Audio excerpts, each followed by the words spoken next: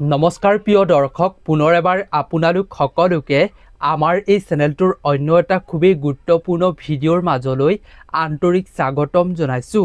প্ৰিয় দৰ্শক, আমি প্ৰায় সকলোৱে দান বৰঙণি কৰোঁ, কিন্তু আমি বহুতেই নাজানো সপ্তাহৰ কোনকেইটা বাৰত আমি দান বৰঙণি কৰাটো অতিকৈ ফলদায়ক। সপ্তাহৰ কোনটো বাৰত দান বৰঙণি কৰিলে কি হয়, আপুনি কি সুফল লাভ কৰিব পাৰিব, হয়তো আপুনিও আজিলৈকে নাজানে। আপুনি দান বৰঙণি কৰে ঠিকেই, কিন্তু আপুনি নাজানে শাস্ত্ৰৰ অনুসৰি সপ্তাহৰ কোনটো বাৰত আপুনি দান বৰঙণি কৰাটো খুবেই শুভ, আৰু কোনটো বাৰত দান বৰঙণি কৰিলে কি কি সুফল পোৱা যায়। আজিৰ এই ভিডিঅ'টোৰ জৰিয়তে আমি আপোনালোকৰ লগত সুন্দৰভাৱে শাস্ত্ৰ সম্বন্ধীয়ভাৱে শ্বেয়াৰ কৰিম। লগতে এইটো শ্বেয়াৰ কৰিম আপুনি কেনেকৈ দান কৰিব লাগে, কিমান পৰিমাণত দান কৰাটো অতি শুভ, আৰু এইটো শ্বেয়াৰ কৰিম আপুনি কেনেকুৱা বস্তু দান কেতিয়াও কৰাটো উচিত নহয়। এই ভিডিঅ'টোত আমি সুন্দৰভাৱে দান বৰঙণি কৰাৰ বিষয়ে আপোনালোকৰ লগত শ্বেয়াৰ কৰিব খুজিছোঁ শাস্ত্ৰ সম্বন্ধীয়ভাৱে। গতিকে আপুনিও যদি দান কৰে, বৰঙণি কৰে, দুখীয়া অসহায়ক সহায় কৰে, তেন্তে আপুনি এই ভিডিঅ'টো সম্পূৰ্ণকৈ চোৱাটো জৰুৰী। অন্যথা আপুনি কৰা দানৰ আপুনি সুফল পাব নোৱাৰিব।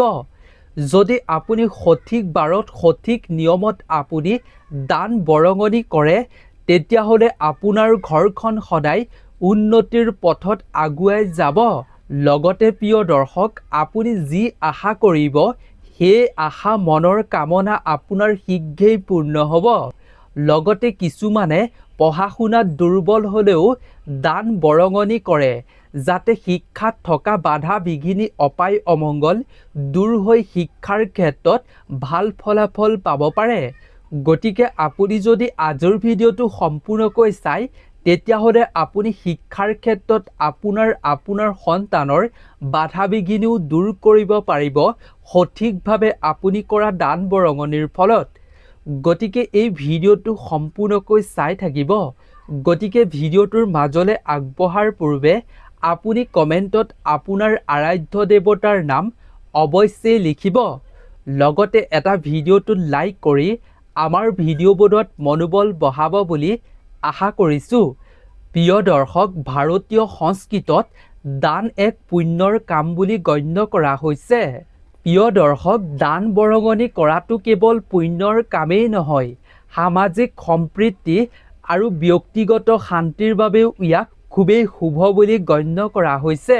প্ৰিয় দৰ্শক, আপুনি নিশ্চয় দেখিছে বহু মানুহে নিজৰ সাধ্য অনুযায়ী দুখীয়া দৰিদ্ৰক তেওঁলোকে সহায় কৰে, নাইবা মন্দিৰত যিকোনো বস্তু দান হিচাপে আগবঢ়ায়। কিন্তু আপুনি জানেনে মানুহে যে দান কৰে ইয়াৰ ফলত কি হয়, আৰু মানুহে যে দান কৰে কিয় সুফল পাব নোৱাৰে, কেনেকুৱা বস্তু কেনেকুৱা বস্ত্ৰ অৰ্পণ কৰিলে মানুহে তাৰ সুফল পাব নোৱাৰে। প্ৰিয় দৰ্শক, দান কেৱল কৰিলেই নহ'ব, আপুনি দান কৰাৰ আগতে এই গুৰুত্বপূৰ্ণ কথাসমূহ জানি লোৱাটো জৰুৰী। আপুনি কেনেকৈ দান বৰঙণি কৰিব লাগিব, অৰ্থাৎ আপোনাৰ মনত কেনেকুৱা ভাৱ থাকিব লাগিব।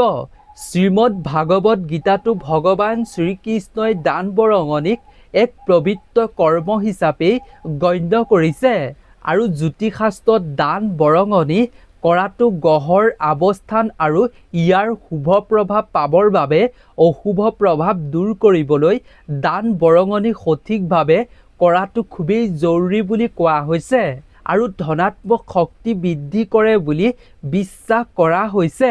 তেন্তে প্ৰিয় দৰ্শক, আমি ভিডিঅ'টো বেছি দীঘলীয়া নকৰি ভিডিঅ'টোৰ মূল বিষয়বস্তুৰ মাজলৈ আগবাঢ়ো আহক। প্ৰিয় দৰ্শক, প্ৰথমতে আপোনাক জনাইছোঁ আপুনি কি বস্তু কেনেকুৱা বস্তু দান কৰিব কেতিয়াও নালাগে। এক নম্বৰতে হৈছে আপোনাৰ ঘৰত যিডাল আপুনি ঝাৰু ব্যৱহাৰ কৰি থাকে, সেই ঝাৰুডাল কেতিয়াও আপুনি আনক দান দিব নালাগে। নতুন ঝাৰু ঘৰত ব্যৱহাৰ নকৰাকৈ দান দিব পাৰে, কিন্তু ঘৰত যিডাল ঝাৰু ব্যৱহাৰ কৰি থাকে সেইডাল ঝাৰু দান হিচাপে আনক দিয়াটো অশুভ বুলি গণ্য কৰা হয়। কিয়নো ঝাৰুৰ সম্বন্ধ মাতা লক্ষ্মীৰ লগত জড়িত। মাতা লক্ষ্মীয়ে ঝাৰুত বাস কৰে বুলি শাস্ত্ৰত কোৱা হৈছে। সেয়েহে ঝাৰু দান কৰাটো একেবাৰে বেয়া ঘৰখনত ব্যৱহাৰ কৰা।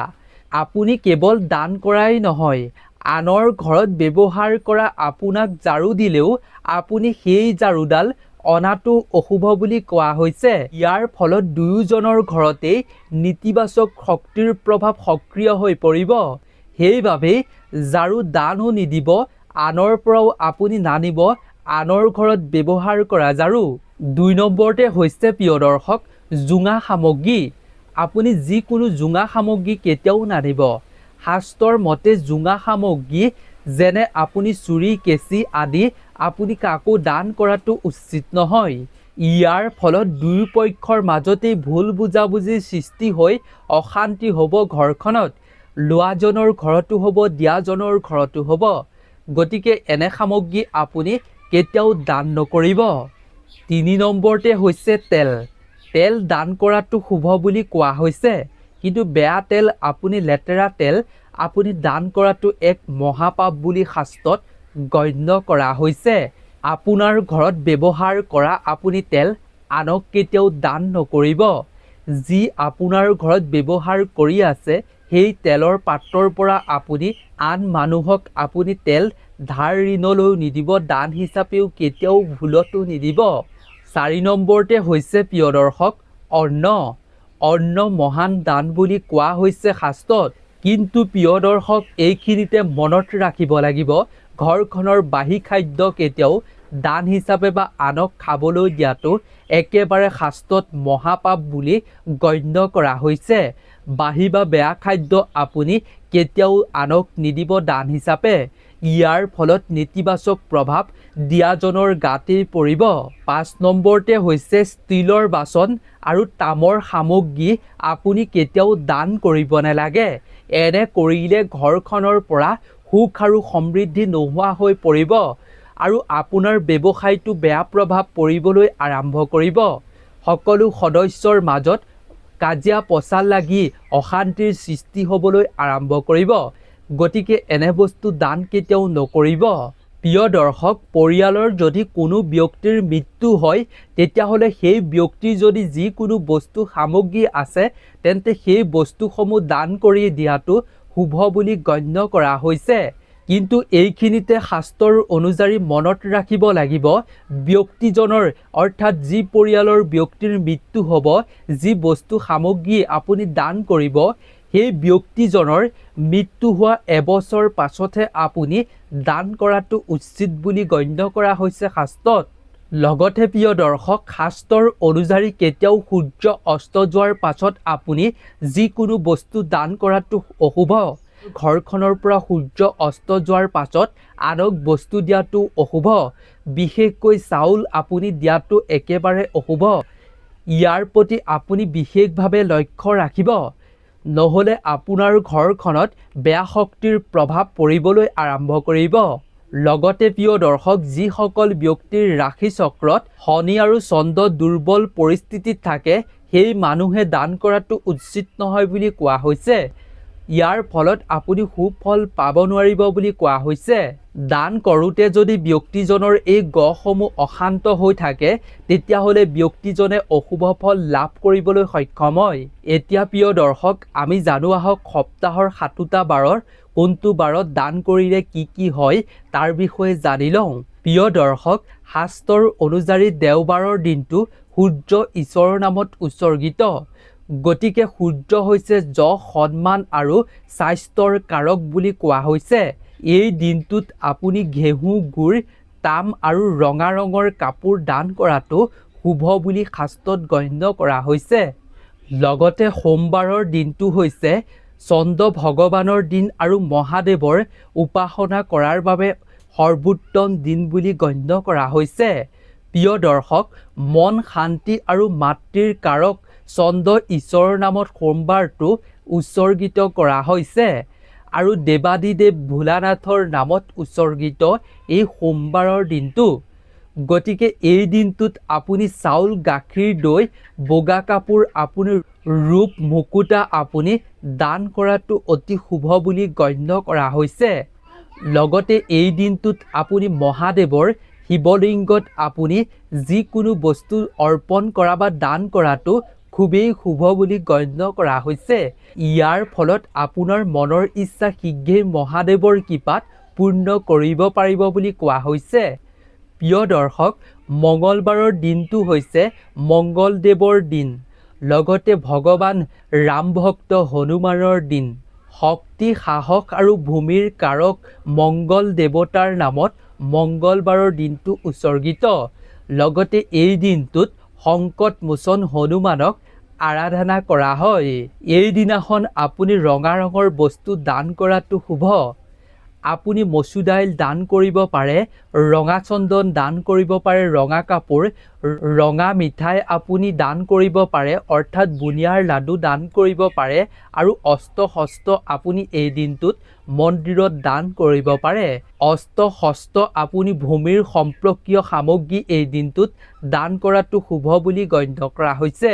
লগতে আপুনি এই দিনটোত হনুমান মন্দিৰত হনুমানৰ শ্ৰীচৰণতো ৰঙা বস্তু অৰ্পণ কৰিব পাৰে।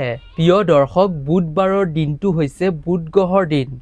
লগতে ভগৱান শিৱ আৰু মাতা পাৰ্বতীৰ পুত্ৰ শ্ৰী গণেশৰ নামত উৎসৰ্গিত বুধবাৰৰ দিনটো। বুদ্ধিমত্তা, জ্ঞান, বাক্য আৰু ব্যৱসায়ৰ কাৰক হৈছে বুধ গ্ৰহ। লগতে এই দিনাখন ভগৱান শ্ৰী গণেশক আৰাধনা কৰিলে শিক্ষাত থকা বাধা দূৰ হয়, জ্ঞান অৰ্জন কৰিবলৈ সক্ষম হ'ব পাৰে।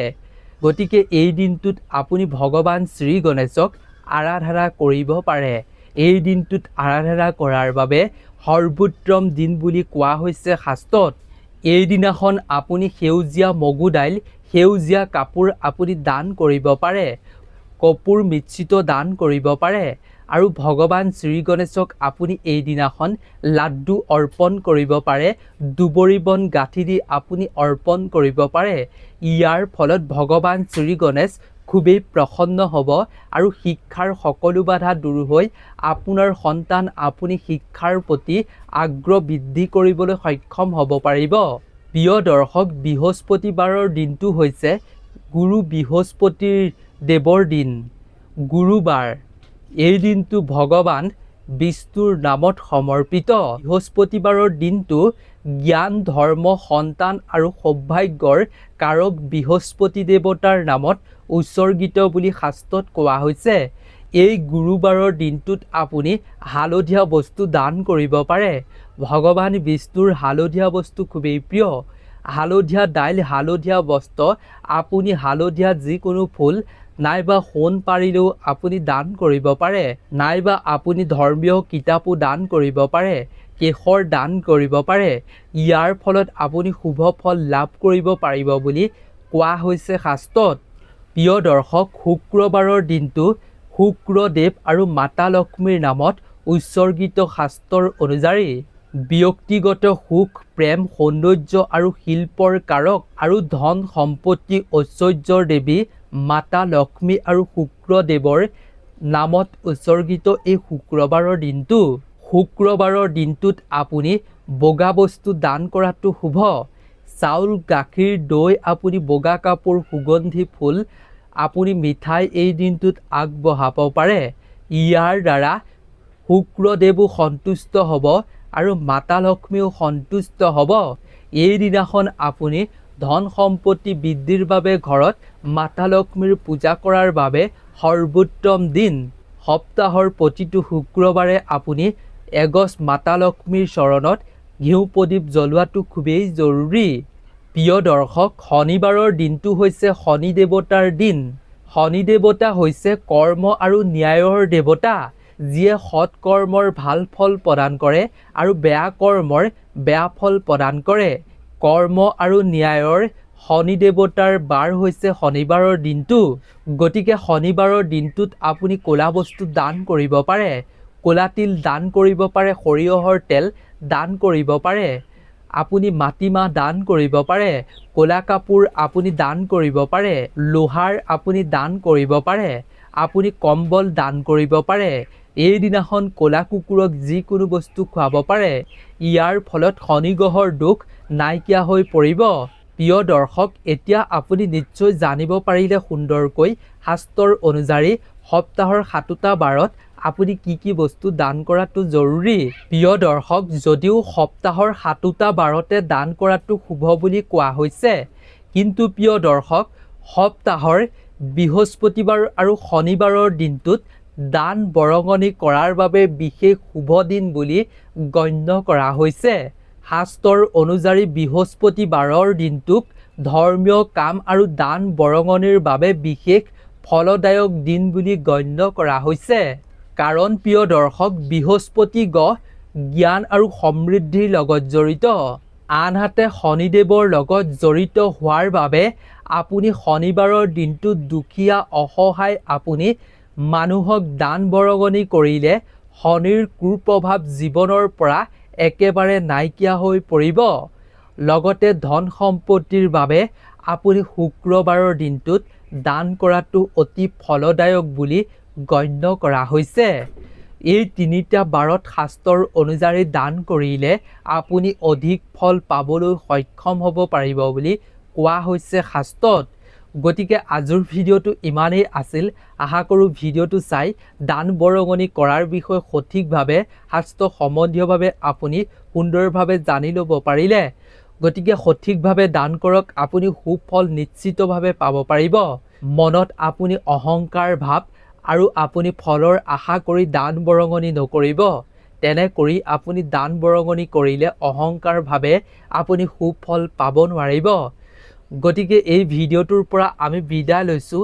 আপোনালোক সকলো ভালে থাকক, সুস্থ থাকক, তাৰেই আমিও কামনা কৰিছোঁ। ধন্যবাদ।